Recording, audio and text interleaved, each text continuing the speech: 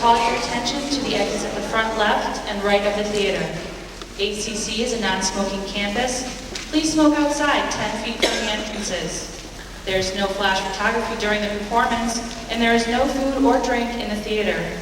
If you would like to visit with cast members after the show, please wait in the lobby. Thank you and enjoy this evening's presentation of Tartuffe.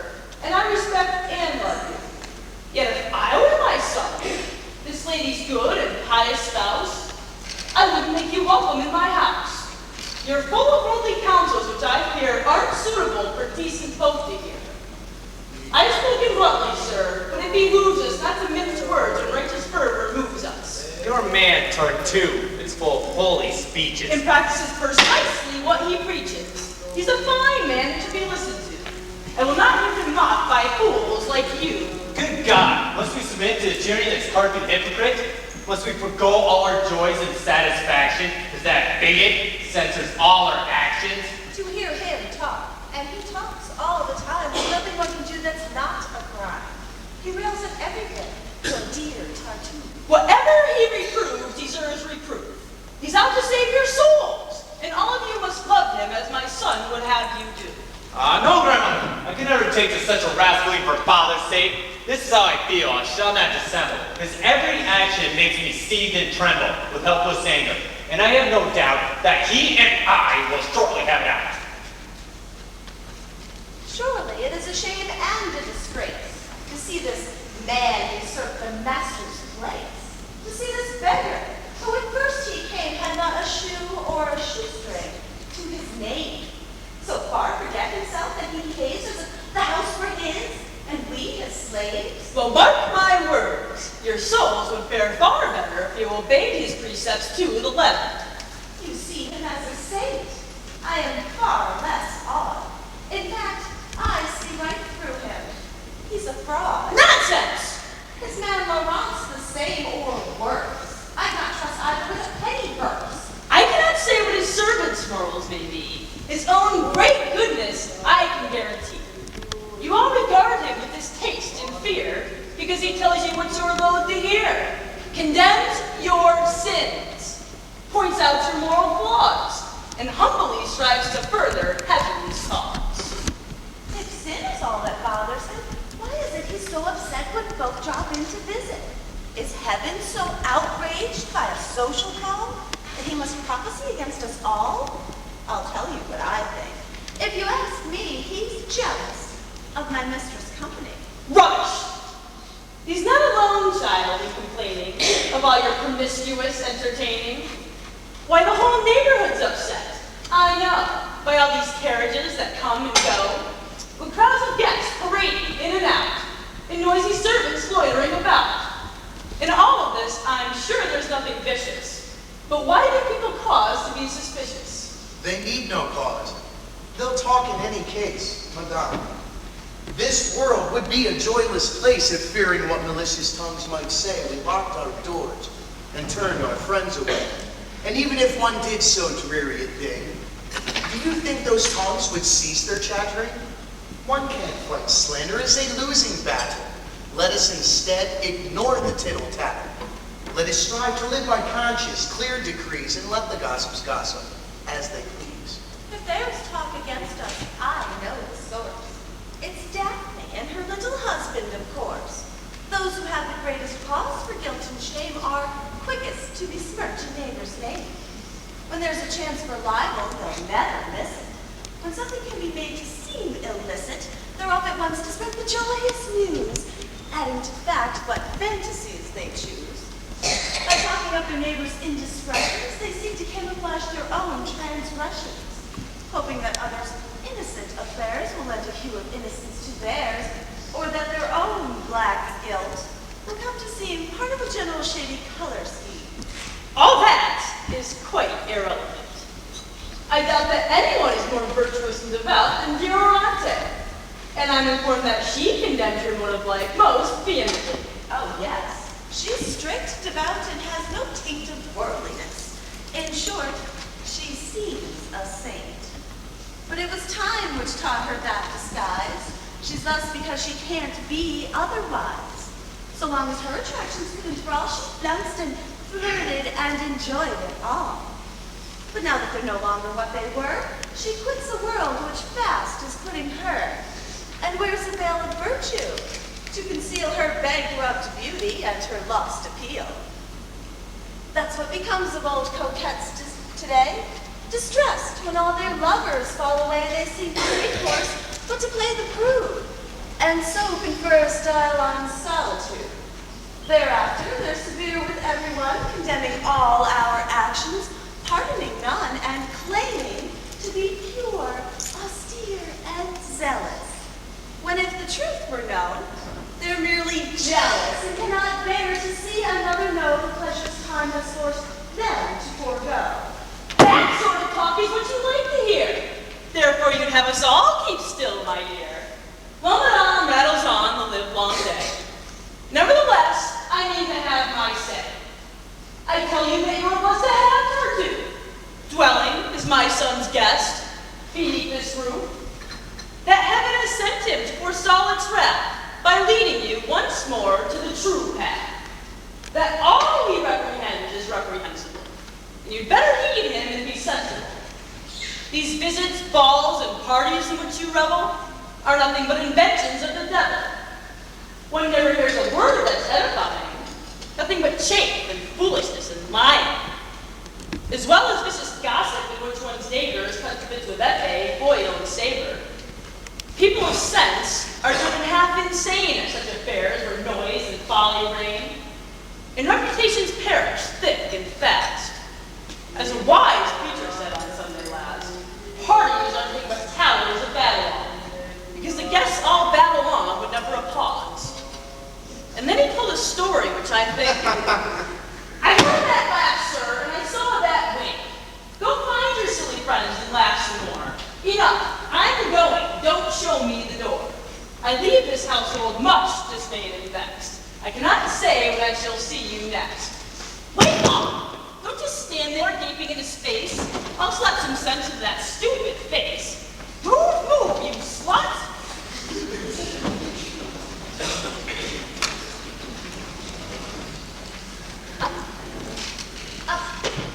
I think I'll stay behind. I want no further pieces of her mind. How that old lady. Oh, what wouldn't she say if she could hear you speak of her that way? She'd thank you for the lady, I'm sure, but she'd find the old a little premature. What a scene she made, and what a din. How this man Tartuffe has taken her in. Oh, yes, but her son is even worse deceived. His folly must be seen to be believed. In the late troubles, he served his king with a wise and loyal heart. He's quite lost his senses since he fell beneath Tartuffe's infatuated step. He calls him brother and loves him as his life, preferring him to child, mother, or wife. In him alone will he confide. He's made him his confessor and guide. He pets and pampers him with love more tender than any pretty mistress could engender. He gives him the place of honor when they die. He delights to see him gorging like swine. He stuffs him with dainties until his guts distend, and when he belches, cries, God bless you, friend. In short, he's mad. He worships him, he does. His deeds he marvels at, his words he quotes, thinking each act a miracle, each word oracular, as those that Moses heard. Tartuffe, much pleased to find so easy a victim, has in 100 ways beguiled and tricked him. He milked him of money, and with his permission established here a sort of inquisition. Even Barat, his lackey, dares to give us arrogant advice on how to live. He sermonizes us in thundering tones and confiscates our ribbons and colognes. Last week, he tore a kerchief into pieces because he found it pressed in a life of Jesus. He said it was a sin to juxtapose and holy dead Jesus holy grows. You did well not to follow. She stood in the door and said verbatim all she'd said before. I saw my husband coming. I think it best I go upstairs now and take a little rest. I'll wait here, then I must go. I really only have time to say hello. Yes, Dominique. Tell me about my sister's wedding, please. I think Tartuffe's against it. And as you well know, I find that most distressing. Unless my sister and Moliere can marry, my plans to wed his sister will miscarry. And I'm determined. He's coming. Thank you. Ah, brother! Well, Good day. welcome back. I'm sorry I can't stay. How is the country? Blooming, I trust, and green? Excuse me, brother, just one moment. Doreen. To put my mind at rest, I always learn the household news the moment I return. Has all been well these 2 days I've been gone? How's the family? What's been going on? Your wife, 2 days ago, had a bad fever and a fierce headache which refused to leave her. And Tartuffe? Tartuffe? Why, he's round and red, bursting with health and excellently fed. Poor fellow. That night, the mistress was unable to take a single bite at the dinner table. Her headache pains, she said, were simply hellish. And Tartuffe? He ate his meal with relish and zealously devoured in her presence a leg of mutton and a brace of pheasants. Poor fellow. Well, the pains continued strong, and so she tossed and tossed the whole night long. Now icy cold, now burning like a flame. He sat beside her bed till morning came. And Tartuffe? Why, having eaten, he rose, sought his room already in a doze, got into his warm bed, and snored away in perfect peace until the break of day. Poor fellow.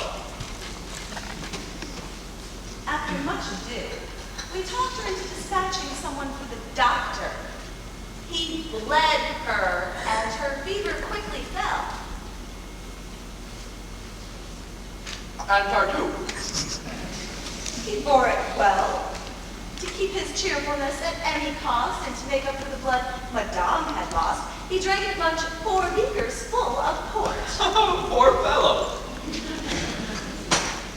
Both are doing well, in short. I'll go and tell Madame that you've expressed keen sympathy and anxious interest.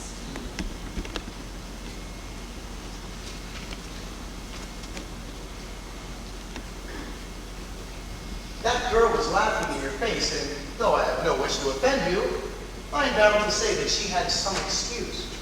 How can you possibly be such a goose? Are you so dazed by this man's hocus pocus and all the world save him is out of focus? You've given him clothing, shelter, food, and care. Why must you also Father, stop right there. You do not know the man of whom you speak. I grant you that. But my judgment is not so weak that I cannot tell by his effect on others. Ah, when you meet him, you two will be like brothers. There's been no loftier soul since time began. He is a man who, an excellent man. To keep his precepts is to be reborn and view this dunghill of a world with scorn. Yes, thanks to him, I'm a changed man indeed. Under his tutelage, my soul's been freed from earthly loves and every human tie. My mother, children, brother, and wife could die, and I not feel a single moment's pain. That's a fine sentiment, brother. Most humane. Oh, had you seen Tartuffe as I first knew him, your heart, like mine, would have surrendered to him. He used to come into our church each day and humbly kneel nearby and start to pray. He'd draw the eye of everybody there with the deep fervor of his heartfelt prayer. He'd sigh and weep, and sometimes with a sound of rapture he would bend and kiss the ground. And when I rose to go, he'd run before to offer me holy water at the door. His servant man, no less devout than he, informed me of his master's poverty. I gave him gifts, but in his humbleness, he begged me every time to give him less. Oh, that's too much, he cried. Too much by twice. I don't deserve it. The half, sir, would suffice. And when I wouldn't take it back, he'd share half of it with the poor, right then and there. At length, heaven prompted me to take him in, to dwell with us and free our souls from sin. He guides our lives, and to protect my honor, stays by my wife and keeps an eye upon her. He tells me whom she sees and all she does, and seems more jealous than I ever was. And how austere he is. Why, he can detect a mortal sin where you would least suspect. In smallest trifles, he's extremely strict. Last week, his conscience was severely pricked because, while praying, he had caught a flea and killed it, and so he felt too wrathfully. Good God, man, have you lost your common sense? Or is this all some joke at my expense? How can you stand there in all sobriety? Rather, your language savors of impiety.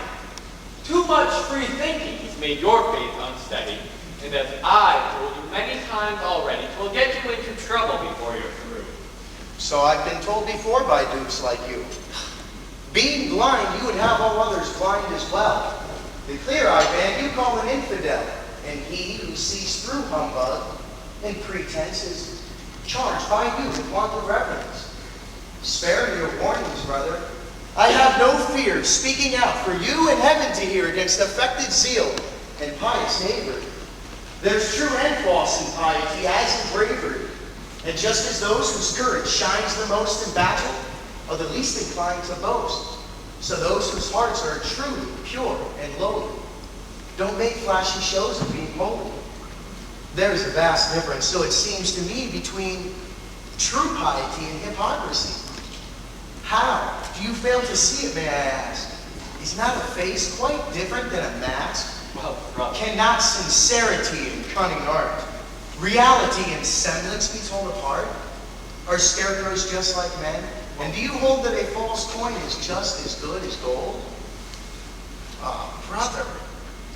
Man is a strangely fashioned creature who seldom is content to follow nature, but recklessly pursues his inclination beyond the narrow bounds of moderation, and often by transgressing reason's laws, perverts a lofty aim or noble cause. A passing observation, but it applies. I see, dear brother, that you're profoundly wise. You harbor all the insight of the age. You are our one clear mind, our only sage. The earth's oracle. It's Cato, too. And all mankind are fools compared to you. Brother, I don't pretend to be a sage, nor have I all the wisdom of the age. There is one insight that I would dare to claim. I know that true and false are not the same, and just as there is nothing that I more revere than a soul whose faith is steadfast and sincere, nothing I more cherish and admire than honest zeal and true religious fire. So there's nothing that I find more base than specious piety's dishonest face. These calculating souls who offer prayers, not to their maker, but as public wares. These charlatans, I say, whose pilgrim souls proceed by way of heaven toward earthly goals, who weep and pray and swindle and extort, who preach the monkish life, but haunt the court, who make their zeal the partner of their vice. Such men are vengeful, sly, and cold as ice. And when there is an enemy to defame, they cloak their spite in fair religion's name, their private spleen and malice being made to seem a high and virtuous crusade, until to mankind's reverent applause, they crucify their foe in heaven's cause. Such names are all too common, yet for the wise, true piety isn't hard to recognize. And happily these present times provide us with bright examples to instruct and guide us. Consider Oronte, Cleandra, Alcinous, or Periandra. Their virtue is acknowledged, who can doubt it? But you wouldn't hear them beat the drum about it. They're never ostentatious, and they're never vain. And their religion is moderate and humane. It is not their way to criticize and chide. They think censoriousness a mark of pride, and therefore, letting others preach and rave, they show by deeds how Christians should behave. They think no evil of their fellow man, but judge of him as kindly as they can. They don't intrigue and waggle and conspire to lead a good life as their one desire. The sinner wakes no rancorous hate in them. It is the sin alone which they condemn. Nor do they try to show a fiercer zeal for heaven's cause than heaven itself could feel. These men I honor, these men I advocate as models for all of us to emulate. And though your man is not their sort at all, I fear, and your praise of him is quite sincere, I feel that you've been dreadfully deluded.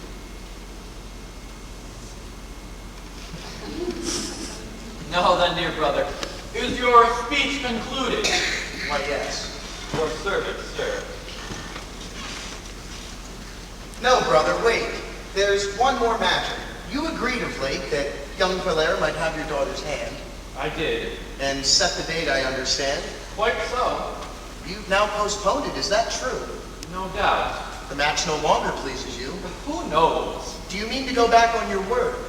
I won't say that. Has anything happened? Has anything occurred which might entitle you to break your pledge? Perhaps. Why must you hem and haw and hedge? The boy asked me to sound you in this affair. It's been a pleasure. But what shall I tell Moliere? Whatever you like. Well, what have you decided? What are your plans? I plan, sir, to be guided by heaven's will. Come, brother, don't talk rot. You have given young Moliere your word. Will you keep it or not? Good day.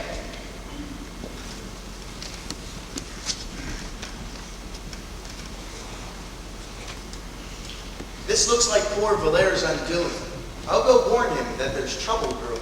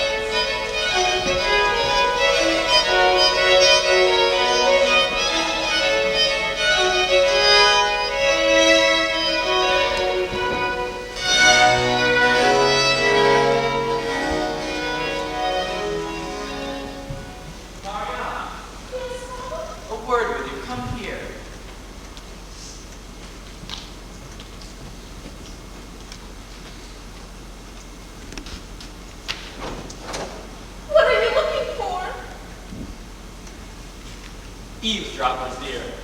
I'm making sure we shan't be overheard. Someone could catch our every word. Ah, good. We're safe. Now, Marianne, my child, you're a sweet girl who's tractable and mild, whom I hold dear and think most highly of. I'm deeply grateful, Father, for your love. That's well said, and you can repay me, if in all things you'll cheerfully obey me. To please you, sir, is what delights me best. Good, good. Now, what do you think of Tartuffe, our guest? I, sir? Yes, weigh your answer. Think it through. Oh, dear. I'll say whatever you wish me to. That's wisely said, my daughter. Say of him, then, that he's the very worthiest of men, and that you're fond of him, and you would rejoice in being his wife if that should be my choice. Well, What? what's that? Well, Forgive me, pray. did you not hear me? Of whom, sir, must I say that I am fond of, and would rejoice in being his wife, if that should be your choice? Why, of Tartuffe. Father, that's false, you know. Why would you have me say what isn't so? Because I am resolved it shall be true. That is my wish should be enough for you. You can't mean, Father. Yes. Tartuffe is to be allied by marriage to this family. He is to be your husband. Is that clear? It's a father's privilege. What are you doing in here? Is curiosity so fierce a passion with you that you must eavesdrop in this fashion? There's likely been a rumor going about, based on some hunch or chance remark, no doubt, that you need Marianne to wed Tartuffe. I've left it off, of course, it's just a spook. Do you find it so incredible? Yes, I do. I won't accept that story even from you. Well, you'll believe it when the thing is done. Yes, yes, of course. Go on and have your fun. I've never been more serious in my life. Daughter, I mean it. You're to be his wife. No, don't believe your father's all hopes. See here, young woman. Come, sir, no more jokes. You can't fool us. How dare you talk that way? All right. We believe you, sad to say. But how a man who looks so wise could be so foolish? Silence, please. Girl, you take too many liberties. I'm master here, as you must not forget. Let's discuss this calmly. Don't be upset. You can't be serious, sir, about this plan. What should that bigot want with Marianne? Praying and fasting ought to keep him busy. Then learn about the rent. What is he?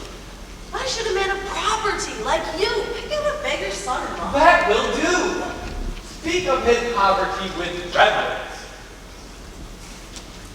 His is a pure and saintly, which far transcends all worldly pride and pelf. He lost his fortune, as he says himself, because he cared for heaven alone, and so was careless of his interests here below.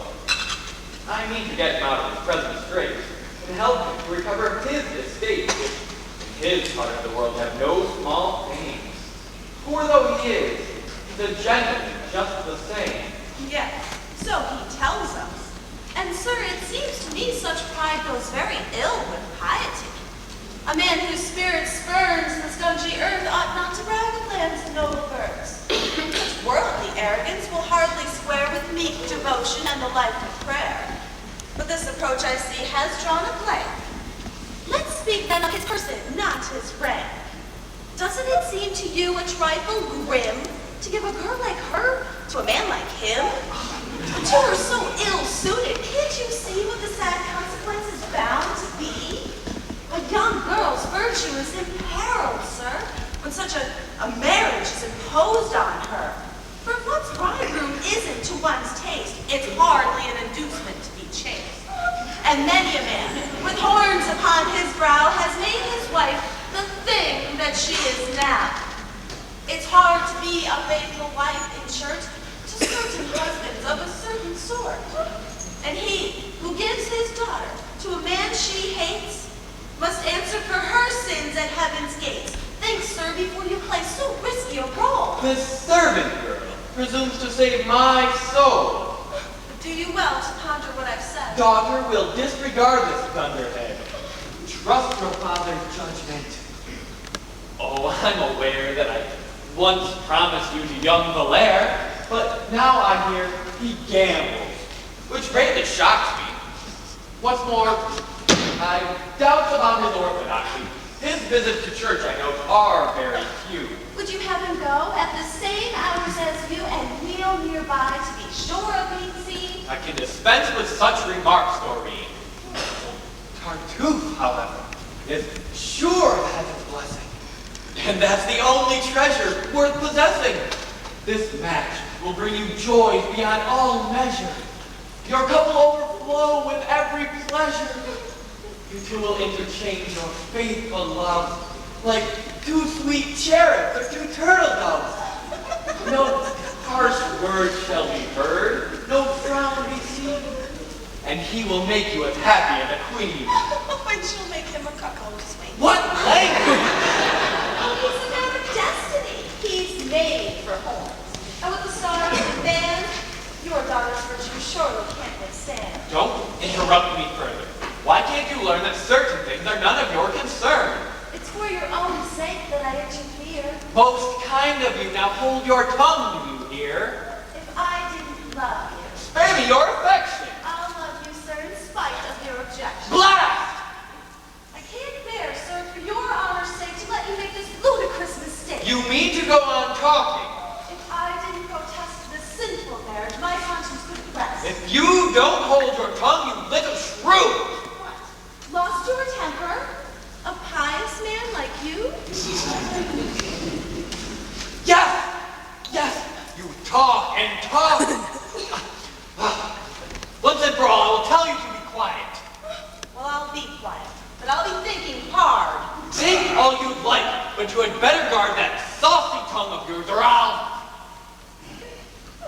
Now, daughter, I've weighed this matter fully. It drives me wild that I cannot speak.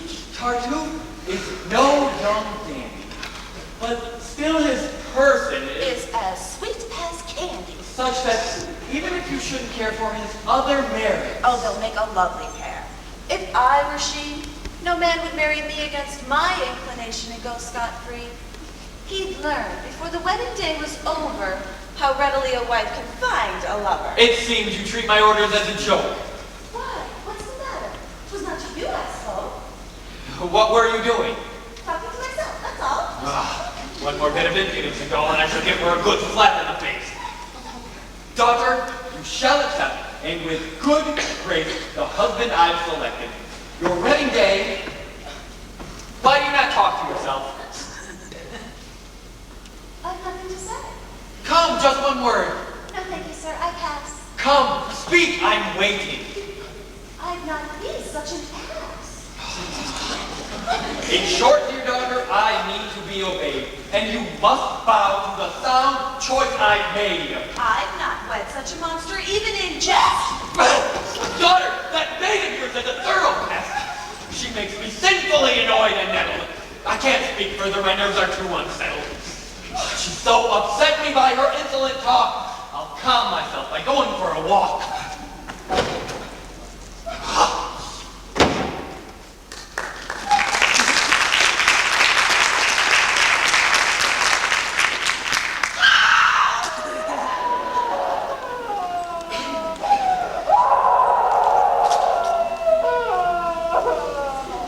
Have you lost your tongue? Must I play your part and say the lines that you ought to say? Faced with a fate that is so hideous and absurd, can you not utter one dissenting word? What good would it do? A father's power is great. Resist him now, or it will be too late. Tell him one cannot love at a father's whim. Tell him that you shall marry for yourself, not him. That since it's you who are to be the bride, it's you, not he, who must be satisfied. And if his Tartuffe is so sublime, he is free to marry him at any time.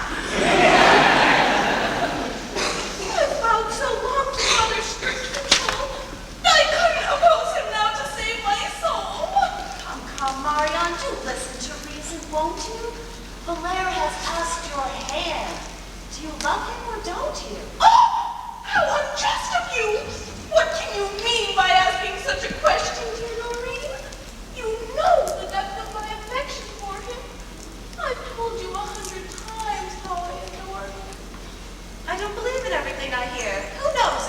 confessions were sincere.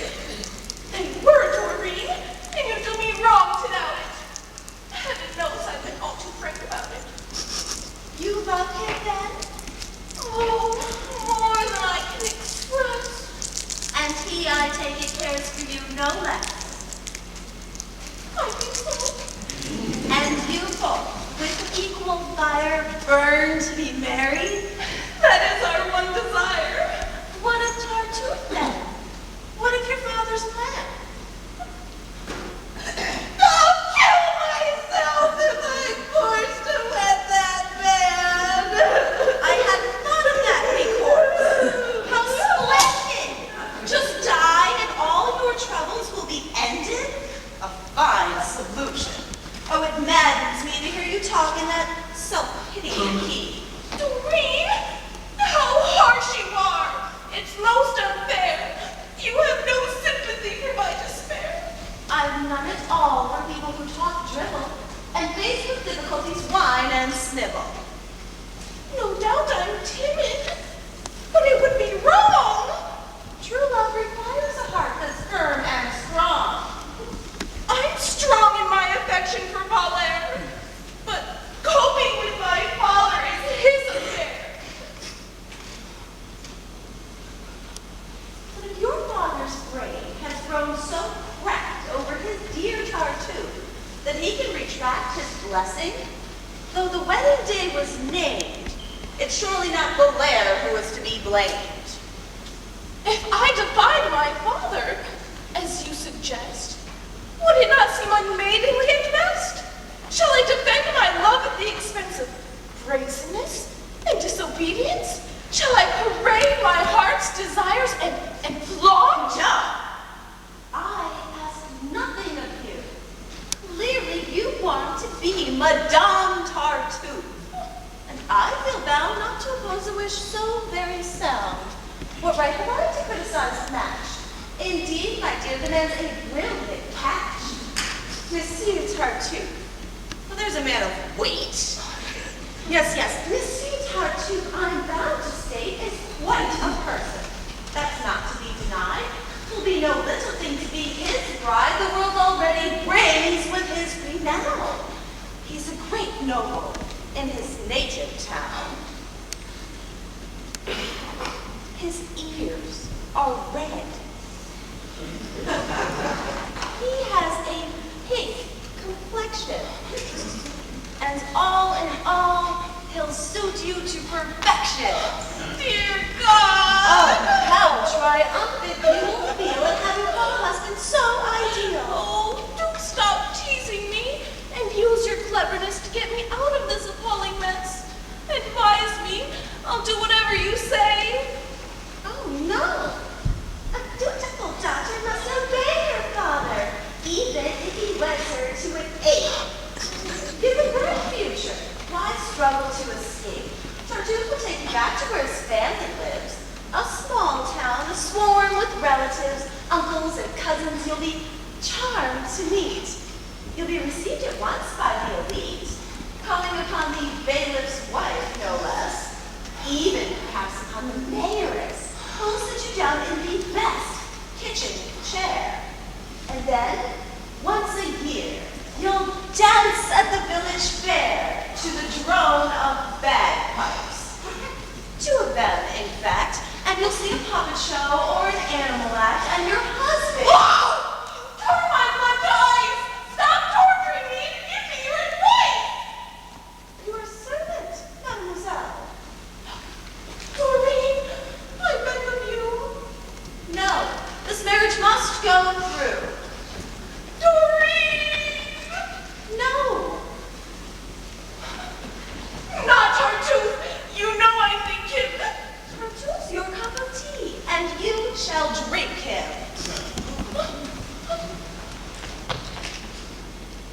I always told you everything. Every line. No, you deserve to be Tartuffified.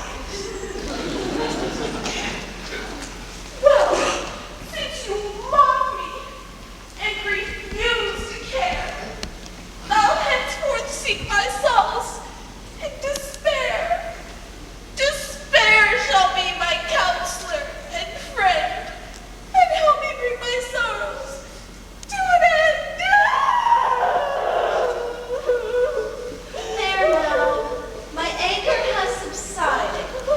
you do deserve some pity, I've decided. If Father makes me undergo this dreadful martyrdom, I'll die. Don't fret. It won't be difficult to discover some plan of action. But here's Moliere, your lover. Mademoiselle, I've just received some wondrous news regarding which I'd like to hear your views. What news? You're married, Tartuffe. I find that Father does have such a match in mind. Your father, madam. Has just this minute said that it's Tartuffe he wishes me to wed. Can he be serious? Oh, indeed he can. He's clearly set his heart upon the plan. And what position do you propose to take, mademoiselle? Why, I don't know. For heaven's sake, you don't know? Well, well. Advise me, do. Marry the man, that's my advice. That's your advice? Yes. Truly? Oh, absolutely. You couldn't choose more wisely, more astutely. Thanks for this counsel. I'll follow it, of course. Do. I'm sure it will cost you no remorse. And to give it didn't cause your heart to break. Gave it, mademoiselle, only for your sake. And it's for your sake that I'll take it, sir. Let's see which bull will prove the stubborner. So I'm nothing to you. And it was flat deception when you... Please, enough of that. You told me plainly that I should agree to wed the man my father has chosen for me. And since you deigned to counsel me so wisely, I promise, sir, to do as you advise me. Oh, no, it was not by me that you were swayed. No, your decision was already made. Though now to save appearances you protest. You're betraying me at my best. Just as you say. Quite so, and I now see that you were never truly in love with me. Alas, you're free to think so if you choose. I choose to think so. Here's the bit of news. You spurned my hand, but I know where to turn. For kinder treatment as you should quickly learn. I'm sure you do. Your noble qualities inspire affection. Forget my qualities, please. They don't inspire you over much, I find. There's another lady I have at home, who's sweet and generous natured, will not scorn to compensate me for the loss that I have borne. I'm no great loss, and I'm sure that you'll transfer your heart quite painlessly from me to her. I'll do my best to take it in my stride. The pain I feel being cast aside, time and forgetfulness may put an end to. Or if I can't forget, I shall pretend to. No self-respecting person is expected to go on loving once he's been rejected. Now that's a fine, high-minded sentiment. Wonder which any sane man would assent.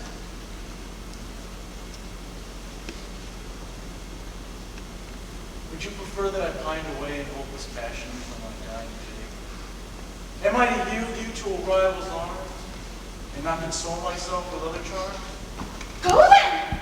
Console yourself! Don't hesitate! I wish you to. Indeed, I cannot wait! You wish me to? Yes! That's the final straw, mademoiselle. Farewell, your wish shall be my law. Splendid!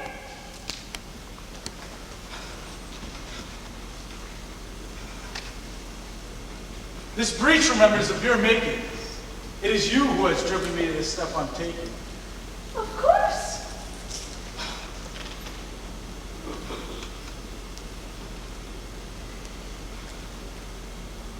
Remember, too, that I'm merely following your example. I see that clearly. No, I'll go do your bidding. Good.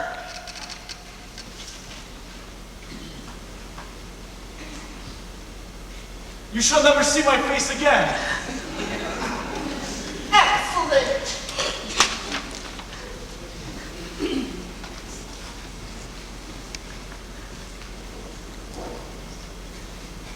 Yes? What? What's that? What did you say? Nothing. You're dreaming. Ah, well. I'm on my way. Farewell now. Farewell. If you ask me, you're both as mad once. I've only let you squabble so long as to see where it would get you. Whoa there, Monsieur Belair. Come What's here. this story? Come here. No, my heart is too full of spleen. Don't hold me back, which must be obeyed. Stop! No, my decision's made. He hates the sight of me, that's plain. I'll go and so deliver him from pain. And now you go? I don't think so. No! They will keep me here, let's go! Come here. She cannot bear my presence, I perceive. To spare her further torment, I shall leave. Again, sir, you'll not escape, so don't you try it. Come here, you two. Stop fussing and be quiet. What do you want of me? What is the point of this? We're going to have a little armistice. Now, weren't you silly to get so overheated? Didn't you see how badly I was treated? And aren't you a simpleton to have lost your head? Didn't you hear the hateful things he said? We're both great fools.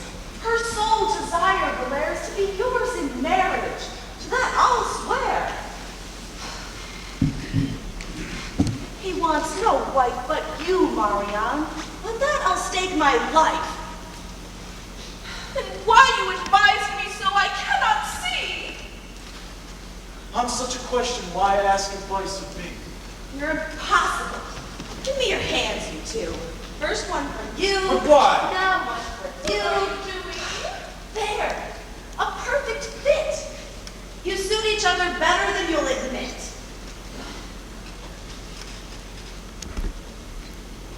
Oh, come. Don't be so hard. Give a man a look of kindness, won't you, Marianne? I tell you, lovers are completely mad. Now come. Confess that you were very bad to treat me as you did just now. I have just complained, you must allow. You must allow that you were most unpleasant. Let's table that discussion for the present. Your father has a plan which must be stopped. Advise us then. What means must we adopt? We'll use all manner of means, and all at once. Your father's at it. He's acting like a dunce. Therefore, you'd better humor the old fossil. Pretend to yield to him, be sweet and docile, and then postpone, as often as necessary, the day on which you have agreed to marry. You'll thus gain time, and time will turn the trick. Sometimes, for instance, you'll be taken sick. That will see a good reason for the delay. Or some bad omen will make you change the day. You'll dream of muddy waters, or pass a dead man's hearse, or break a looking glass. If all else fails, no man can marry you unless you take his ring and say, I do. But now let's separate. They should find us talking here. Our plot might be divined. Go to your friends. Tell them what's occurred and have them urge her father to keep his word. Meanwhile, we'll stir her brother into action and get Elmire as well to join our faction. Goodbye. The H.M.S. will do his best. It's your true heart on which my hope shows. Regardless of what father may decide, none but Moliere shall claim me as his bride. Oh, how those words content me. Come what will. Lovers, lovers, their tongues are never still. Be off. One last word. No time to chat. You leave by this door, and you leave by that. Go on.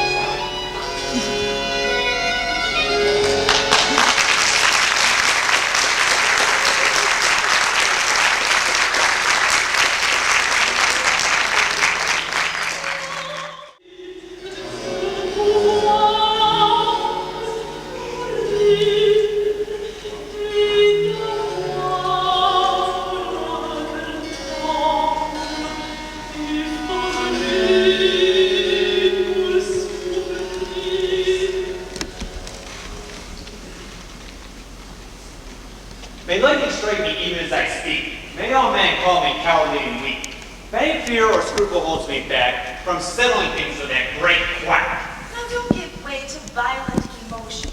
Your father's merely talked about this notion, and words and deeds are far from being one. Much that is talked about is left undone. No, I must stop that scoundrel's machinations.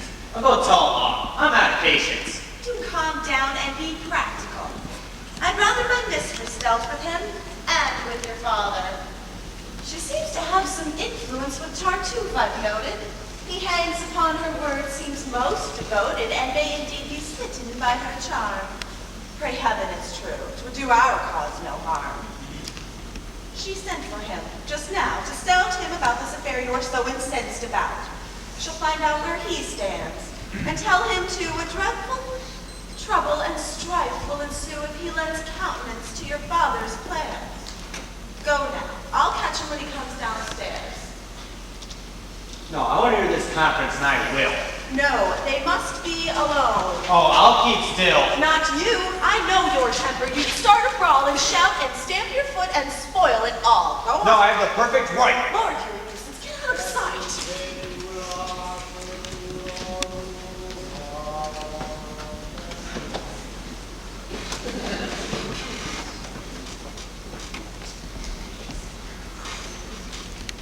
Hang up my hair, sir. Put my scourge in place. And pray Laurent for heaven's perpetual grace.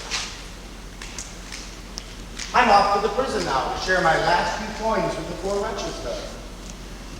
Dear God, what affectation. What a freak. You wish to see me? Yes. For mercy's sake, take this handkerchief before we speak. What? For that bosom girl. The flesh is weak, and unclean thoughts are hard to control. Sight such as that could undermine the soul. Your soul, it seems, has very poor defenses, and flesh makes quite an impact on your senses. It's strange that you're so easily excited. My own desires are not so soon ignited. And if I saw you, naked as a beast, not all your hide would tempt me in the least. Girl, speak more modestly. Unless you do, I shall have to take my leave of you. Oh no. It is I who must be on my way. I've just one little message to convey. Madame is on her way downstairs, sir, and begs you to wait and have a word or two with her. Gladly.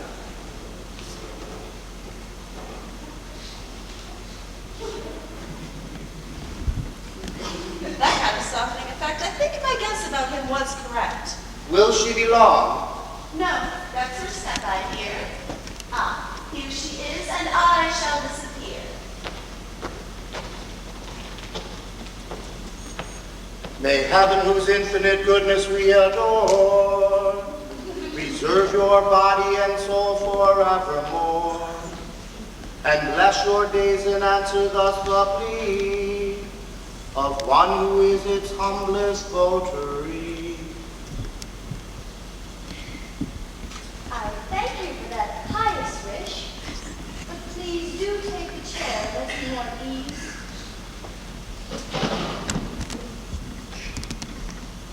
I trust you are once more well and strong. Oh yes, the fever didn't last for long. My prayers were too unworthy, I am sure, to have gained from heaven this most gracious cure. But lately, madam, my every supplication has had for object your recuperation. You shouldn't have troubled so.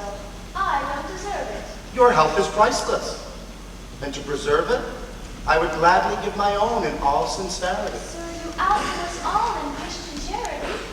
You've been most kind, and I count myself your debtor. 'Twas nothing, madame. I longed to serve you better. There's a private matter I'm anxious to discuss. I'm glad there's no one here to hinder us. I too am glad. Fills my heart with bliss to find myself alone with you like this. For just this chance I prayed with all my power, but prayed in vain till this happy hour. This won't take long, sir. I hope you'll be entirely frank and unconstrained with me. There's nothing I had rather do than bare my inmost heart and soul to you. But first, Let me say that what remarks I made about the constant visits you are paid were not prompted by any mean emotion, but by a pure and deep devotion, a fervent zeal. No need for explanation. Your sole concern, I'm sure, was my salvation. Quite so. In such great fervor do I feel. 'Twas from excess of zeal. I never meant to cause you any pain. I was where What I can your hand be doing there? feeling your gown. Such soft, fine woven stuff. Please, I'm extremely ticklish. That's enough. What lovely lacework on your dress. Why, the workmanship's miraculous, no less. I've not seen anything to equal it. Yes, quite. But let's talk business for a bit. They say my husband means to break his word and give his daughter to you, sir. Had you heard? He did once mention it, I confess, but I dream of quite a different happiness. It's elsewhere that my eyes discern the promise of that bliss for which I dream.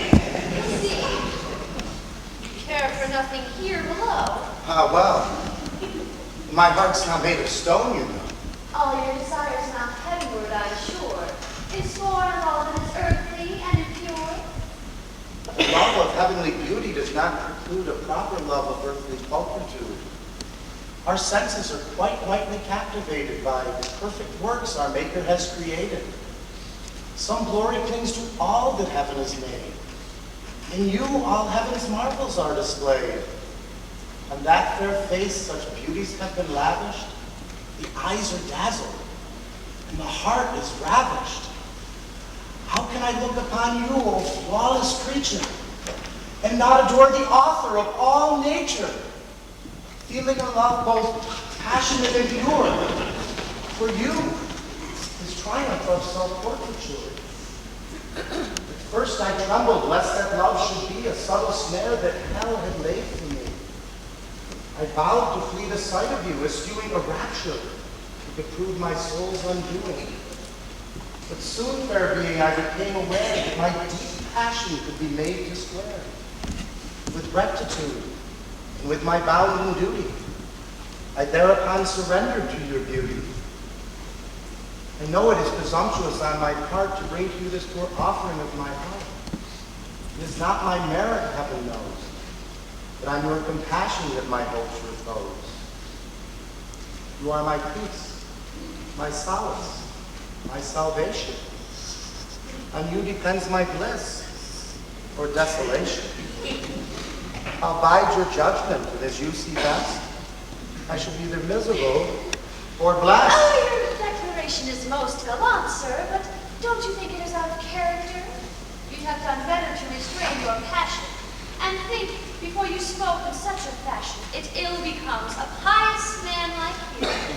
I may be pious, but I'm human too. With your celestial charms before his eyes, a man has not the power to be wise. I know these words sound strangely coming from me, but I'm no angel, nor was meant to be. And if you blame my passion, you must needs reproach as well the charms on which it feeds. Your loveliness I had no sooner seen than you became my soul's unrivaled queen. Before your seraph glance divinely sweet, my heart's defenses crumbled in defeat, and nothing, fasting, prayers, or tears might do, could stay my spirit from adoring you. My eyes, my sighs have told you in the past what now my lips make bold to say at last.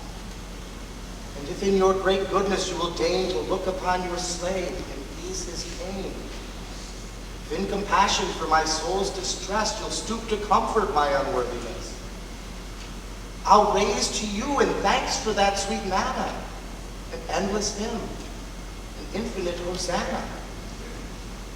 With me there need be no anxiety, no fear of scandal or notoriety. These young court gallants whom all the ladies fancy are vain in speech, in action rash and chancy. When they succeed at love, the world soon knows it. No favors granted them, but they disclose it, and by the looseness of their tongues profane the very altars at which their hearts have lain. Men of my sort, however, love discreetly. And you may trust our residence completely. My keen concern for my good name ensures the absolute security of yours. In short, I offer you, my dear Elvira, love without scandal, without fear.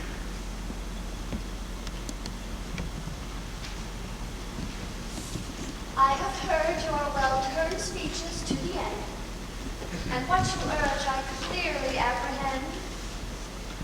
But aren't you afraid that I may take a notion to tell my husband of your warm devotion? And supposing he were duly told, his feelings toward you might grow rather cold. I know, dear lady, that your exceeding charity will lead your heart to pardon my temerity. That you'll excuse my violent affection as human weakness, human imperfection. And that the fairest you will bear in mind.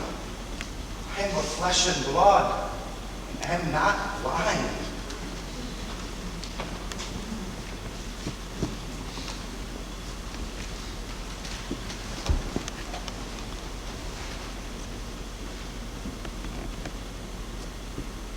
Some women might do otherwise, perhaps. But I shall be discreet about your lapse. I shall tell my husband nothing of what's occurred.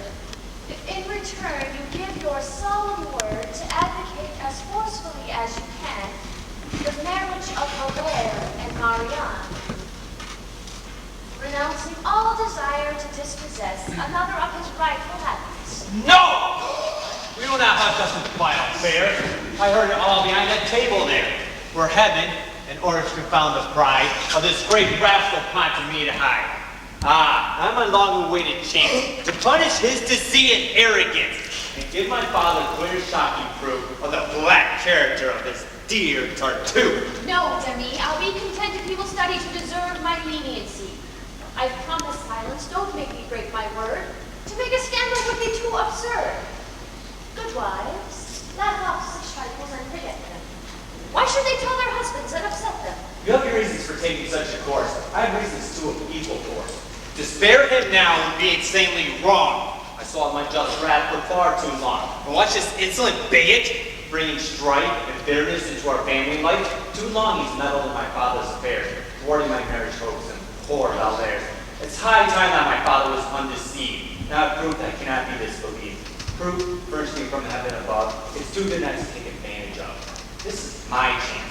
I deserve to lose it if for one moment I hesitate to use it. That's on me. No, I must do what I think right, madame. My heart is bursting with delight. And say whatever you will, I'll not consent to lose the sweet revenge on which I'm bent. I'll settle matters without more ado, and here, most opportunely, is my cue. Father, I'm glad you joined us. Let us advise you some fresh news which doubtless will surprise you. Which then repaid with interest, with all your loving kindness to our guest. Showed us warm, grateful feelings towards you. It's with a pair of horns he will reward you. Yes, I surprised him with your wife and heard of his full adulterous offer, every word. She, with her too gentle disposition, would have not told you of his proposition. But I'll not make terms with such brazen lechery, and feel not to tell you would be treachery. And I hold that one husband's peace of mind should not be spoiled by tattle of this kind. One's honor doesn't require it. To be proficient in keeping men at bay is quite sufficient. These are my sentiments, Demi, and I wish you had heeded me and kept your mouth shut.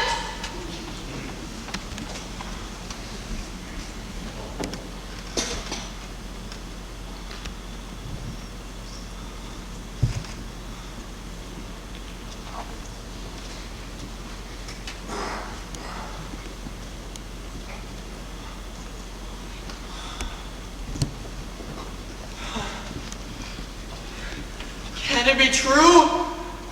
This dreadful thing I hear?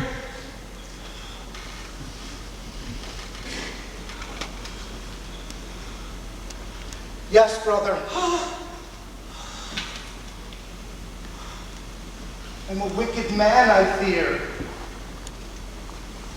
wretched sinner, all depraved and twisted, the greatest villain that has ever existed.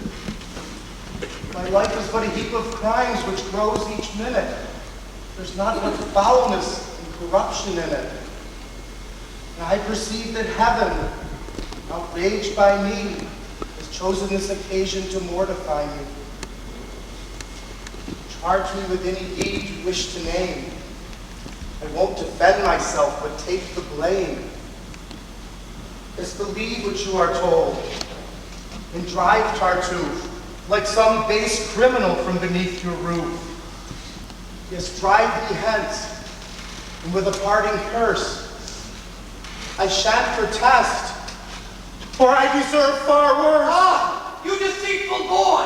How dare you try to say that purity was so foul a lie? What? Are you taken by such a bluff? Did you not hear? Enough, you rogue, enough! Brother, let him speak. You are being unjust. Believe his story. The boy deserves your trust. Why, after all, should you have faith in me? How could you know what I might do or be? Is it on my good actions that you base your favor? Do you trust my pious face? Ah, no. Don't be deceived by hollow shows. I'm far from being what men suppose.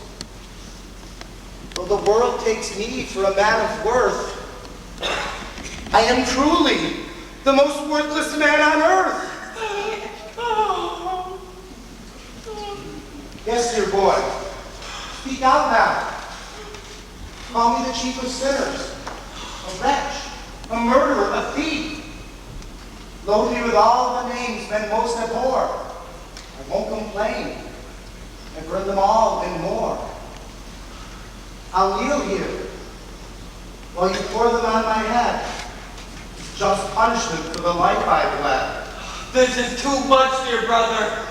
Have you no heart? Are you taken by this rascal's Father, heart? be still. Brother, I pray you rise. Father! Villain! What? Silence! Can't you realize? Just one word more and I'll tear you limb from limb. In God's name, brother, don't be harsh with him. I'd far rather be tortured at the stake than see him bear one scratch for my poor sake. Ingrate.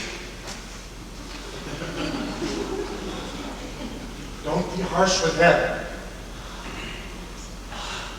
Such goodness cannot be. Now there's true charity. What, you believe this monster? Villain, be still. I know your motives. I know you wish him ill.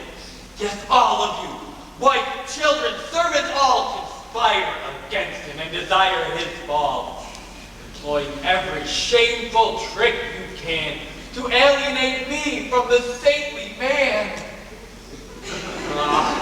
But the more you seek to drive him away, the more I'll do to keep him. Without delay, I'll spite this household and confound its pride by giving him my daughter as his bride. What? You gonna force her to accept his hand? Yes! And this very night, you understand, I shall defy you all and make it clear that I'm the one who gives the orders here. Come, wretch, kneel down and clasp his blessed feet and ask his pardon for your black deceit. I asked that swindler's party. Why not another? So, you insult him and defy your father! A stick! A stick! Ah!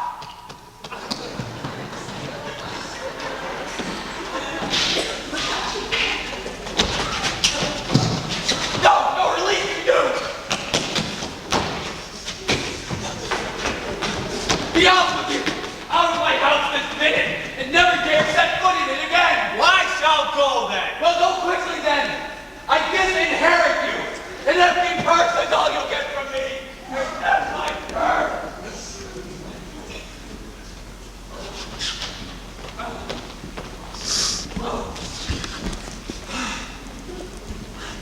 How he blasphemed your goodness! What a son! Forgive him, Lord, as I have already done. You cannot know how it hurts when someone tries to gladden me in my dear brother's eyes. The thought of such ingratitude plunges my soul into so dark a gloom. Such a one strips my heart.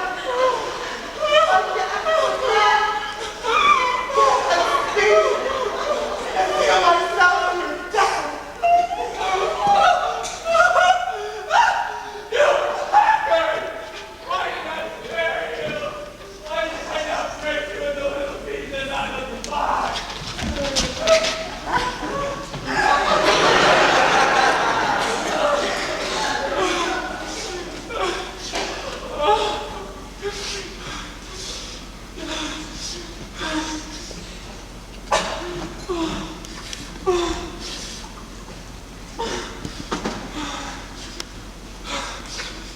compose yourself. Don't be hurt, dear friend. These scenes, these dreadful quarrels. Have got to end. I've much upset your household, and I perceive the best thing would be for me to leave. What are you saying? They're all against me here. They'd have you think me false and insincere. What of that? Have I ceased believing in you? Their adverse talk will certainly continue, and charges you now repudiate.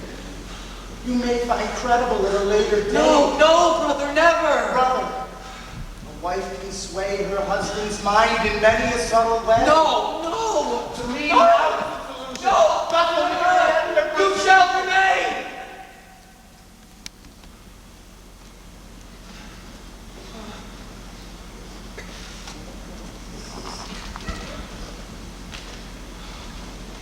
Well, will mean much martyrdom and pain. But if you wish it, enough. So be it. But one thing must be settled as I see it. For your dear honor and for our friendship's sake, there's one precaution I feel bound to take. I shall avoid your wife. No. Whatever they may say, it pleases me to vex them. And for spite, I'd have them see you with her day and night. What's more, I'm going to drive them to despair by making you my only son and heir. This very day, I'll give to you alone clear deed and title to everything I own. A dear good friend and son-in-law to be is more than wife or child or kin to me. Will you accept my offer, dearest son? In all things, let the will of heaven be done. Poor fellow. Come, let's go draw up the deed. Then let them burst with disappointed grief.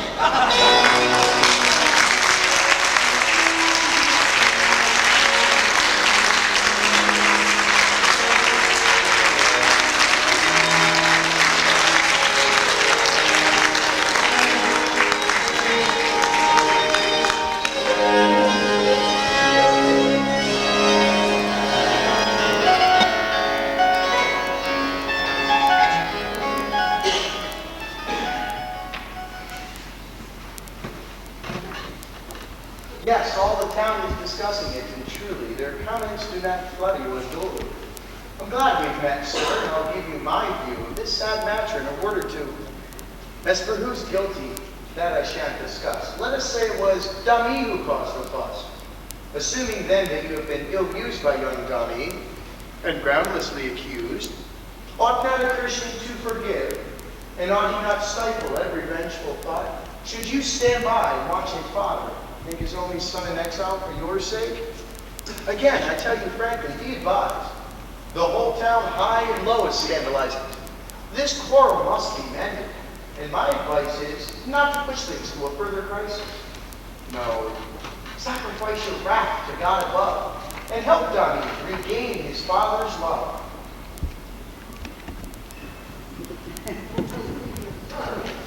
Alas, for my part, I should take great joy in doing so.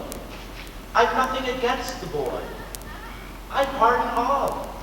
I harbor no resentments. To serve him would afford me with much contentment. But heaven will not have it so. If he comes back, then I shall have to go. After his conduct, so extreme, so vicious, why, our further intercourse would seem suspicious. God knows what people would think. Why, they'd decide my goodness was some sort of bribe. They'd say that out of guilt, I made pretense of loving kindness and benevolence. that fearing my accuser's tongue, I strove to win his silence with a show of love. Your reasoning is badly warped and stretched, and these excuses, sir, are most far-fetched. Why put yourself in charge of heaven's cause? Does heaven need our help to enforce its laws? Leave vengeance to the Lord, sir, while we live. Our duty is not to punish, but to forgive. And what the Lord commands, we should obey without regard to what the world might say. What shall the fear of being misunderstood prevent our doing what is right or good? No. No, let's simply do what heaven ordains. And let no other thoughts perplex our brains. Again, sir, I tell you, I've forgiven Donnie, and thus obeyed the laws of heaven. But I am not commanded by the Bible to live with one who would smear my name with libel. Were you commanded, sir, to indulge the whim of poor Orgon, and to encourage him into suddenly transferring to your name a large estate to which you have no claim? It would never occur to those who know me best to think that I acted from self-interest. The treasures of this world I quite despise. Their specious glitter does not charm my eyes. And if I have resigned myself to taking the gift my dear brother insists on making, I do so, as he well knows, only lest such wealth fall into wicked hands. Sir, which should come to in time, should put it to work for purposes of sin and crime, and not as I shall do. Use it for heaven's glory and mankind's benefit. Forget these trumped-up fears. Your argument is one the rightful heir might well resent. It is a moral burden to inherit such wealth, but give dummy a chance to bear it. And would it not be worse to be accused of swindling than to see that wealth misused? I am shocked that you allowed Orgon to broach this matter and that you feel no self-reproach. Does true religion teach that rightful heirs may freely be deprived of what is theirs? And if the Lord has told you, sir, in your heart, that you and young Dami must dwell apart, would it not be the decent thing to be a generous and honorable retreat? Rather than letting the son of the house be sent for your convenience into banishment. Sir, if you wish to prove the honesty of your intentions. Sir, it is 3:30. I have certain pious duties to attend. I hope my prompt departure won't offend you.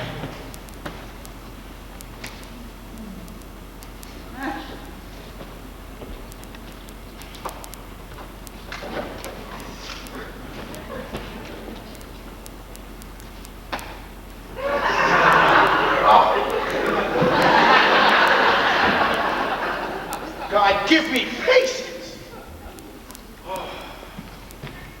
Stay, sir, and help Marianne, for heaven's sake. She's suffering so I feel her heart will break. Her father's plan to marry her off tonight has put the poor child in a desperate plight. I hear him coming. Let's stand together now and see if we can't change his mind somehow about this match we all deplore and fear. Ha! Glad to find you all assembled here. This contract, child, contains your happiness, and what it says, I think your heart can guess. Sir, but then Heinrich leaves me here distressed. And by whatever else can move your breast, do not employ father's power, I pray you, to crush my heart and force it to obey you. Nor by your harsh commands oppress me so, that I'll begrudge the duty which I owe. And do not so embitter and enslave me, that I shall hate the very life you gave me. If my sweet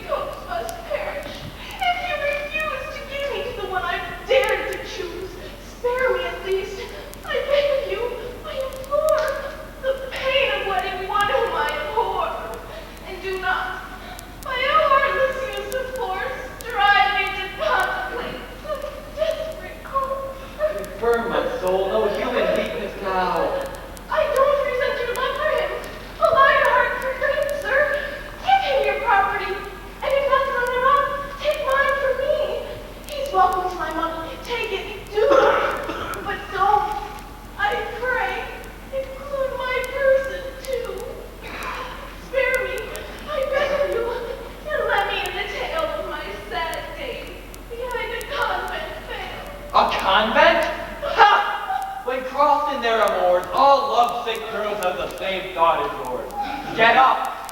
The more you loathe the man and dread him, the more ennobling it will be to wed him. Marry Tartuffe and mortify your flesh. Eat up! Don't start that whimpering afresh. Be still there. Speak when you're spoken to. Not one more bit of impudence out of you. If I may offer a word of counsel. Brother, in counseling you have no peer. All of your advice is forceful, sound, and clever. I don't propose to follow it, however. I am amazed and don't know what to say. Your fineness simply takes my breath away. You are indeed bewitched to take no warning from our account of what occurred this morning. Madame, I know a few plain facts, one of which is that you're partial to my rascal son. Hence, when he sought to make Tartuffe the victim of a fake lie, you dared not contradict him. Ah, but you underplayed your part, my pet. You should have looked more angry, more upset. When men make overtures, must we reply with righteous anger and a battle cry? Must we turn back their amorous advances with sharp reproaches and with fiery glances? Myself, I find such offers merely amusing, and make no scenes and fusses in refusing. My taste is for good-natured rectitude, and I dislike the savage sort of prude who guards her virtue with her teeth and claws, and would tear men's eyes out for the slightest cause. The Lord preserve me from such honor as that, which bites and scratches like an alley cat. I have found that a polite and cruel love discourages a lover. That's enough. I know the facts, and I shall not be shaken. I marvel at your power to be mistaken. Yet I wonder, carry weight with you if I could show you that our tale was true. Show me. Yes. Right. What if I found a way to make you see the facts as plain as day? Nonsense. Do answer me, don't be absurd. I'm not now asking you to trust our word. Suppose that from some hiding place in here, you learn the whole sad truth by eye and ear. What would you say of your good friend after that? Why, I'd say nothing, by Jehoshaphat. It can't be true. Been too long deceived. Then I am quite tired of being disbelieved. Come, let's put my statements to the test, and you shall see the truth made manifest. I'll take that challenge. Now, do your uttermost. We'll see how you make good your empty boast. Send him to me. He's crafty. It may be hard to catch the scoundrel off his guard. No. Amorous men are gullible. Their conceit so blinds them that they're never hard to cheat.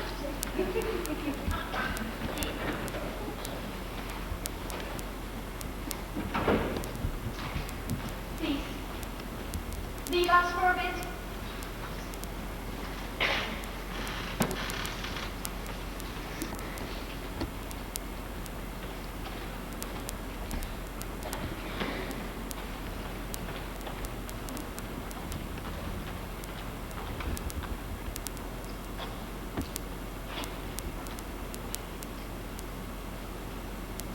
Pull up this table and get under it.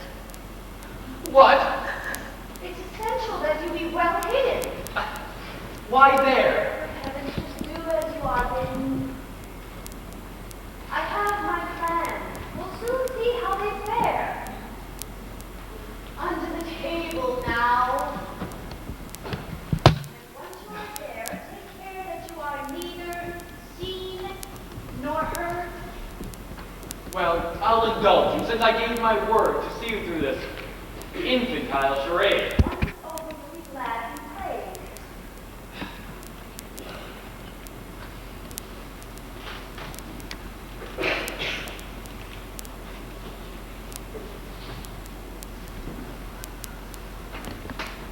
I'm going to act quite strangely now, and you must not be shocked at anything I do. Whatever I may say, you must excuse as part of the deceit I'm forced to use. I shall employ sweet speeches in the task of making that impostor drop his mask. I'll give encouragement to his bold desires and furnish fuels to his amorous fires. Since it is for your sake and for his destruction that I shall seem to yield to his seduction. I'll gladly stop whenever you decide that all your doubts are fully satisfied. I'll count on you as soon as you have seen what sort of man he is to intervene, and not expose me to his odious lust one moment longer than you feel you must. Remember, you're to save me from my flight. Hush, she's coming. Keep out of sight.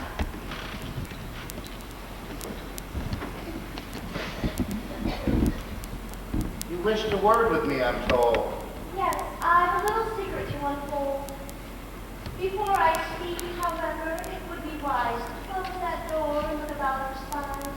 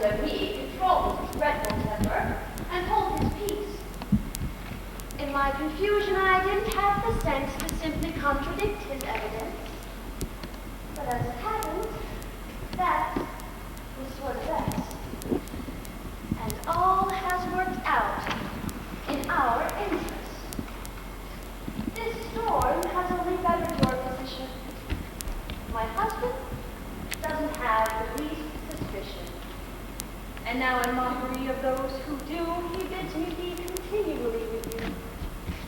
And that is why, quite fearless of the truth, I can now be alone with my Tartuffe. And why my heart, perhaps too quick to yield, feels free to let its passion be revealed. Madame, your words sound strangely. You spoke in quite a different style not too long ago. Sir? If that refusal made you smart, it's little that you know of woman's heart. Or what that heart is trying to convey when it resists in such a feeble way. Always at first, I modestly prevent the frank avowal of tender sentiments. However high the passion which inflames us, still to confess its power somehow shames us. Thus we reluct. At first, yet in a tone which tells you that our heart is overthrown, that what our lips deny, our pulse confesses, and that in time our pulse returns to essence.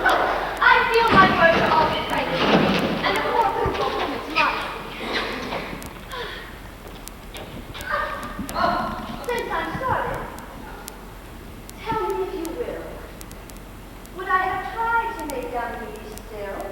Would I have listened calm and unoffended until your lengthy altar of love was ended, and then so very mild in my reaction had your sweet words not given you satisfaction? And when I tried to force you to undo the marriage plans my husband has in view, what did my urgent pleading signify, now that I admired you, and that I deplored the thought that someone else might own part of a heart I wish to remain alone? Oh, madame, no happiness is so complete as when from lips we love come words so sweet. Their nectar floods my every sense and drains like honey rivulets to all my veins. To please you is my joy, my only goal. Your love is the restorer of my soul. And yet, I must beg leave now to confess some lingering doubts as to my happiness. Might this not be a trick? Might not to catch me, you wish me to break off the match with Marianne and so have feigned to love me?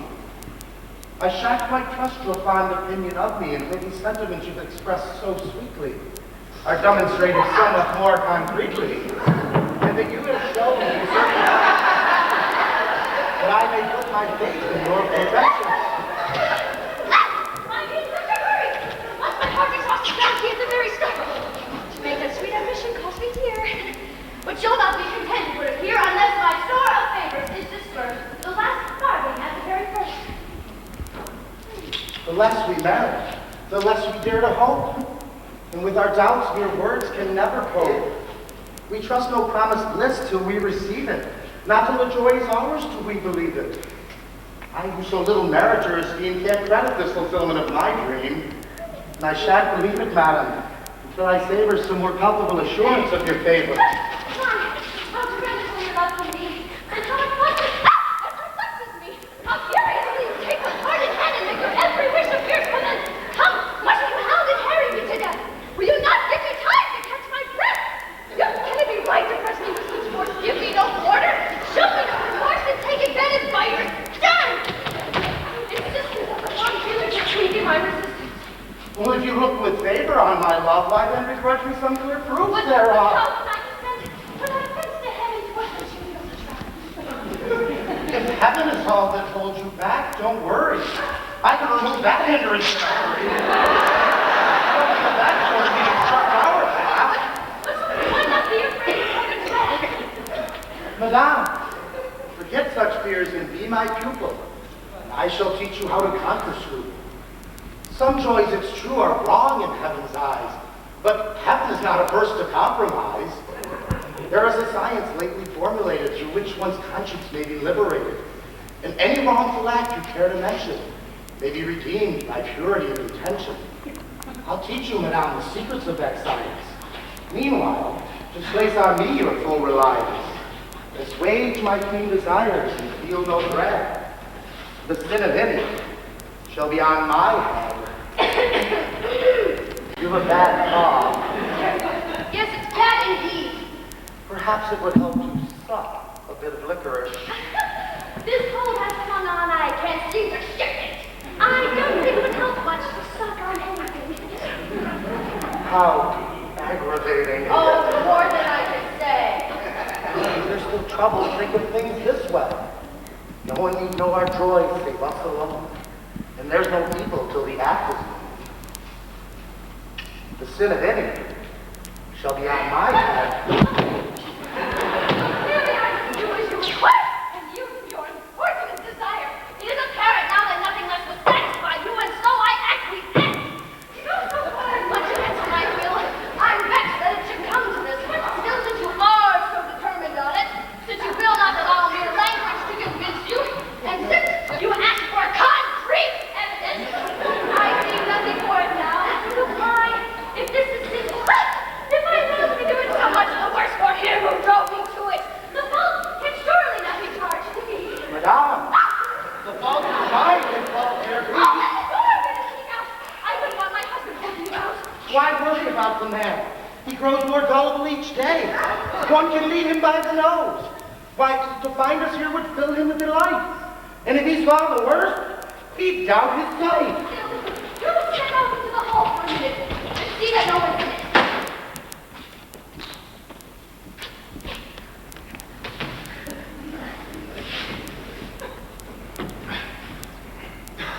That man's a perfect monster, I must admit. I'm simply stunned. I can't get over it. What? Coming out so soon?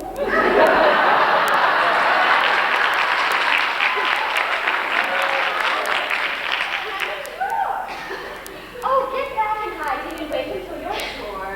Stay your presence and be convinced completely. We mustn't stop till things are proved concretely. Hell never harbored anything so vicious. Don't be hasty. Try to be judicious. Wait, and be certain that there's no mistake. No coming to conclusions, for heaven's sake.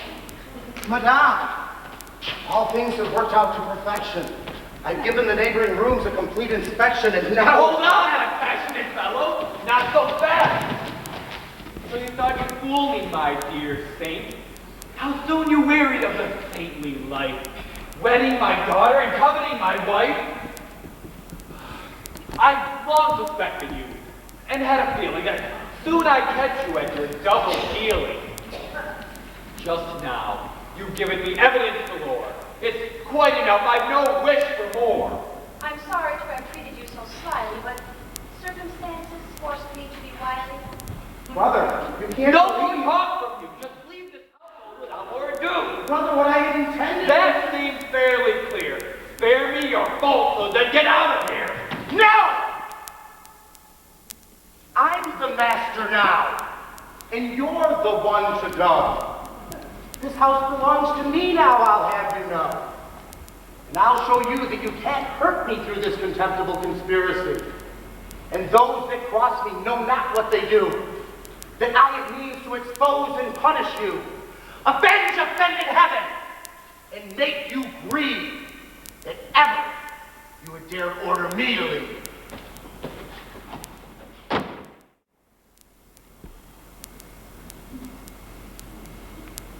What was the point of all that angry chatter? Dear God, I'm worried. There's no laughing manner. How so?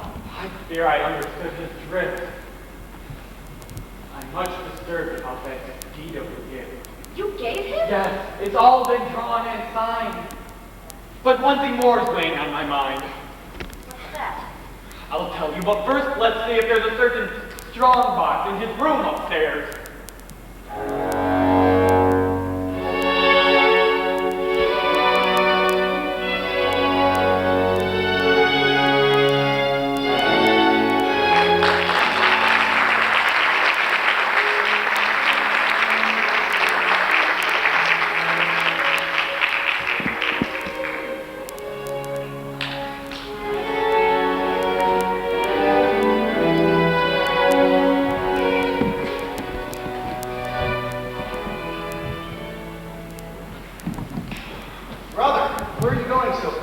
God knows. Then wait.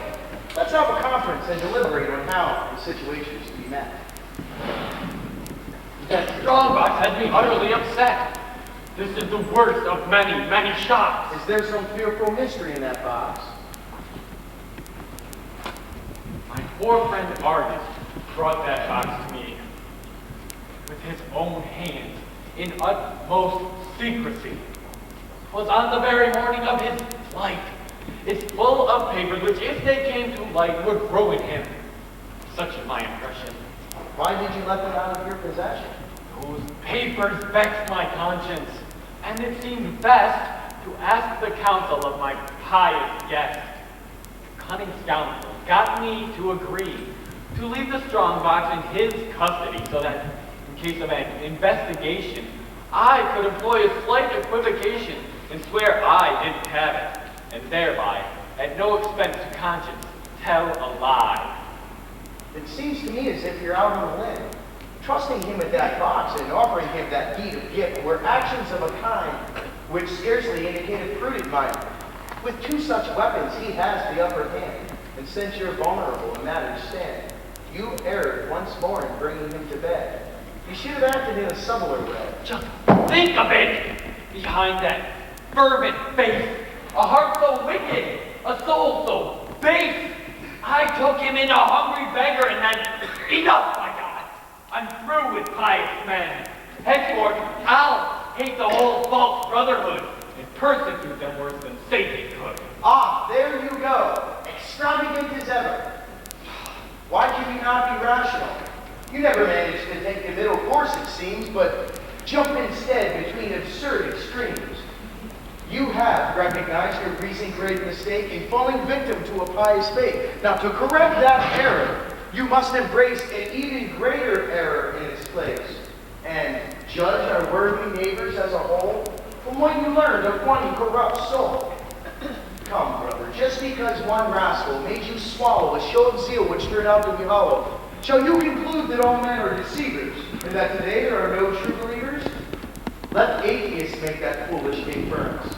Learn to distinguish virtue from pretense. Be cautious in bestowing admiration, and cultivate a sober moderation. Don't humor fraud, but also do not disperse true piety. The latter fault is worse. And it is best to err, if err one must, as you have done, upon the solid trust. I hear that scoundrel is under threats against you, and he probably forgets how he's befriended by you. It means to use your gifts to crucify you? True, my boy. I'm too distressed for tears. Leave it to me, sir. Let me trim his ears. In case of such insolence, we shall not waver. I shall rejoice in doing you the favor of cutting short his life and your distress. What a display of young hot-headedness. You learn to control your fits of rage in this just kingdom. In this enlightened age, one does not settle things by violence. I hear strange tales of very strange events. Yes, strange events which these two eyes beheld. The man's ingratitude is unparalleled. I save a wretched pauper from starvation, house him, and treat him like a blood relation. I shower him every day with my largesse, give him my daughter and all that I possess, and meanwhile, the unconscionable knave tries to induce my wife to misbehave. Not content with such extreme rascality, now threatens me with my own liberality, and aims, by taking base advantage of the gifts I gave him out of Christian love, to drive me from my house a ruined man, make me end a pauper, as he began. Poor fellow. No, no, my son. I will never bring myself to think him guilty of such a thing. How's that? The righteous always were maligned.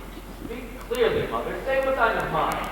I mean that I can smell a rat, my dear. You know how everyone hates him here. That has no bearing on the case at all. I told you 100 times when you were small that virtue in this world is hated ever. Malicious men may die, but malice never. No doubt that's true, but how does it apply? They turned you against him by a clever lie. I told you I saw it done. Slanders will stop at nothing. Mother, I'll lose my temper. For the last time, I'll tell you I was witness to the crime. The tongues of spite are busy night and noon. And to their venom, no man is immune. You're talking nonsense. Can't you realize I saw it? Saw it with my eyes. Saw it, you understand me? Plus I shouted in your ears before you'll cease to doubt it. Appearances can deceive, my son. Dear me, we cannot always judge by what we see. Drat! Drat! One often interprets things awry. Good can seem evil to a suspicious eye. Was I to see his pawing at Elmina as an act of charity? Till his guilt is clear, a man deserves the benefit of the doubt. You should have waited to see how things turned out. I watching until he... You drive me to the brink of impropriety. No, no, a man of such surpassing piety could not do such a thing. You cannot shake me. I don't believe it, and you shall not take me. You vex me so that if you weren't my mother, I'd say to you some dreadful thing or other. It's your turn now, sir, not to be listened to. You'd not trust us, and now she won't trust you. My friends, we are wasting time which should be spent in facing up to our predicament. I fear this scoundrel's threats were not made in sport. Do you think you have the nerve to go to court? I'm sure he won't. They find it all too crude. A case of swindling and ingratitude. Don't be too sure. He won't be at a loss to give his claims a high and righteous gloss. And clever rogues with far less cause have trapped their victims in a web of laws. I say again, brother, to antagonize a man so heavily armed was most unwise. I know it, but the man's appalling cheek outraged me so I couldn't control my pique. I wish to heaven we could devise some truce between you, some compromise. If I had known what cards he held, I'd not have roused his anger by my little plot. Answer that and tell them that we're busy. Good day, dear sister. Kindly let me see your mask. He's involved with company and cannot be disturbed just now, I fear. I hate to intrude, but what has brought me here will not disturb your master in any event. Indeed, my news will make him most content. Your name? Just say that I bring greetings from Mr. Tartuffe, on whose behalf I've come. Sir, he is a very gracious man and bears a message from Tartuffe which he declares will make you most content. Upon my word, I think this man best be seen and heard.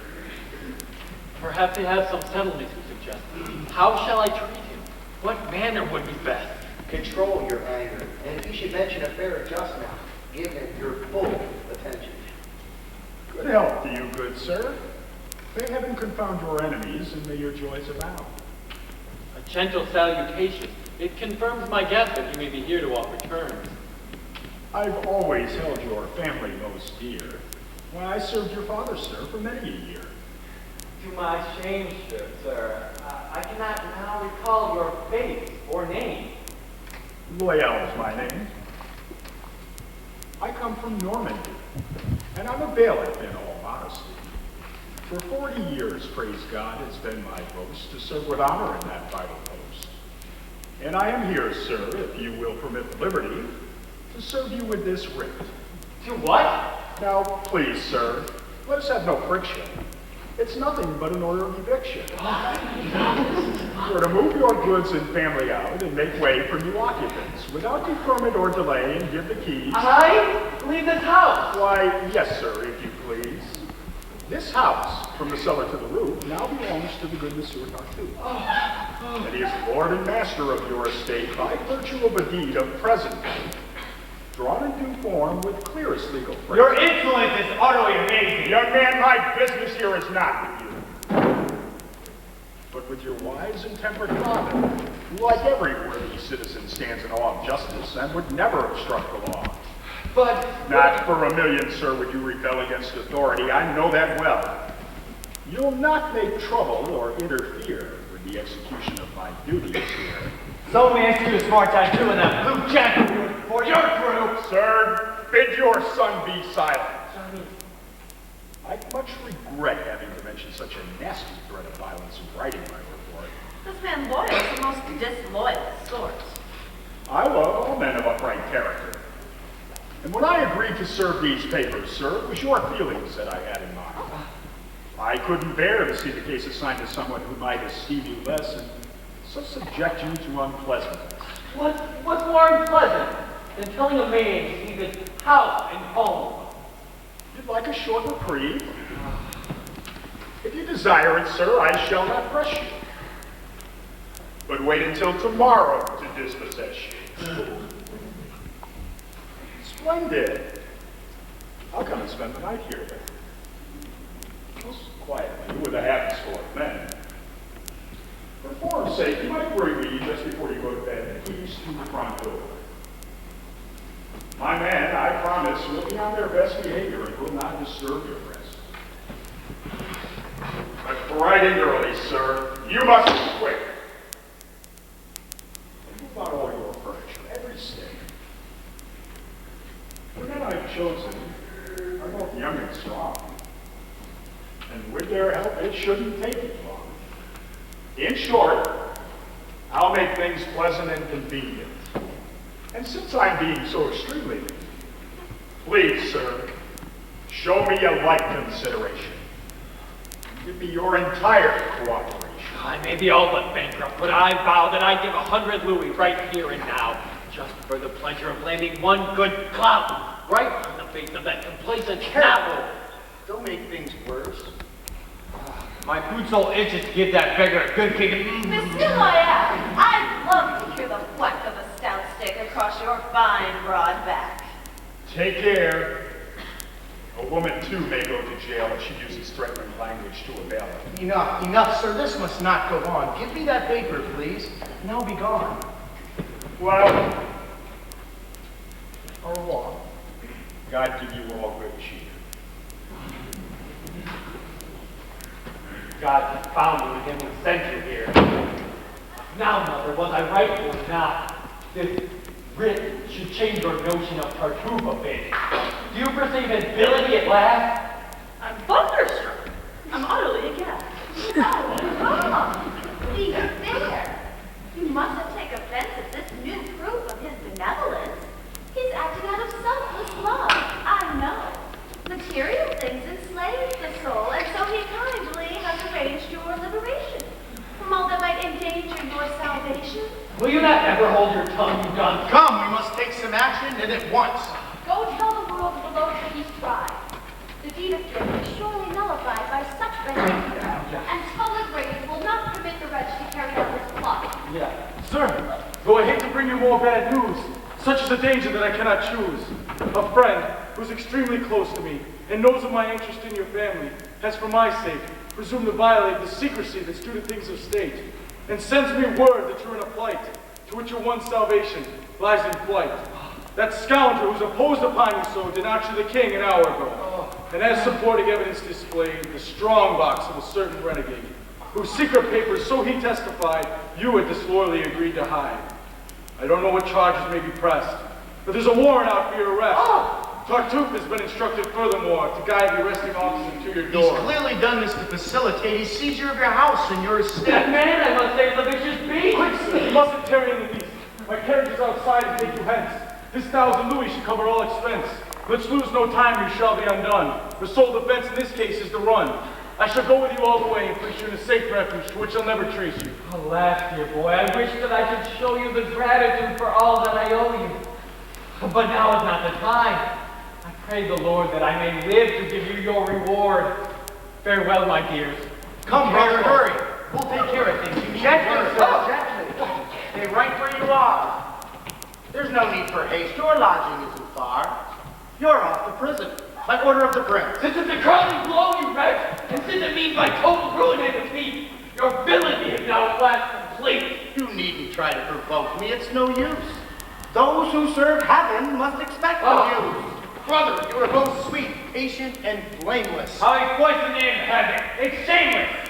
Your taunts and mockeries are for naught. To do my duty is my only thought. Your love of duty is most meritorious, and what you've done is little short of glorious.